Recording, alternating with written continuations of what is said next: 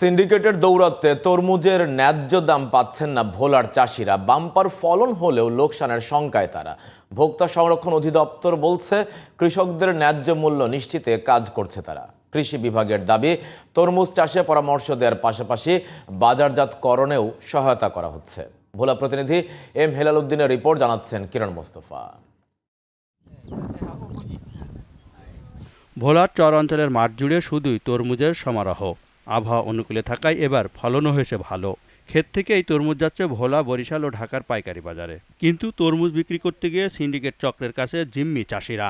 তাদের অভিযোগ, কম দামে তরমুজ কিনে বাজারে বেশি দামে বিক্রি করছেন খুচরা বিক্রেতারা। খুশি হলে কি হবে, কিন্তু বিক্রি করতে গিয়ে আমরা আসলে আমাদের কাঙ্ক্ষিত যে লক্ষ্য, যে বাজার, সেই পয়সাটা আমরা পাই না। সিন্ডিকেটের মাধ্যমে পড়ে আমাদের এই কাঁচা মাল আমরা কম মূল্যে আমরা বিক্রি করতে হয়। 8 কেজি 10 কেজি জনের ফলন হয়েছে, আপনার ন্যায্য মূল্য পাচ্ছি না। 20,000 টাকা পাইলে দেখা গেছে আপনার আমাদের বিভিন্ন খরচা দিয়ে, কেরিং খরচা দিয়ে আমরা হাতে পাই 13,000 টাকা অথবা 12,000 টাকা আমাদের আসে, কিন্তু সেই আশাতে আমরা তেমন একটা লাভবান হইতে পারতেছি না। তবে চাষিদের অভিযোগ অস্বীকার করে আড়তদার ও পাইকাররা বলছেন ভোলার বাজারে সিন্ডিকেট নেই। না, এখানে কোনো সিন্ডিকেট নেই। এখানে সরাসরি কৃষকের মাল নিয়ে আসে, আবার পাইকারে নিয়ে যায়, ফেব্রুয়ারি নিয়ে আবার খুচরা বিক্রি করে।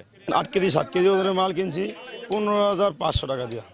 কম আছে ধরুন, লোকসান তো দিন না, আমরা 10 টাকা খাওয়ানোর লেগে বসি, আমরা লোকসান দিতে বইনি।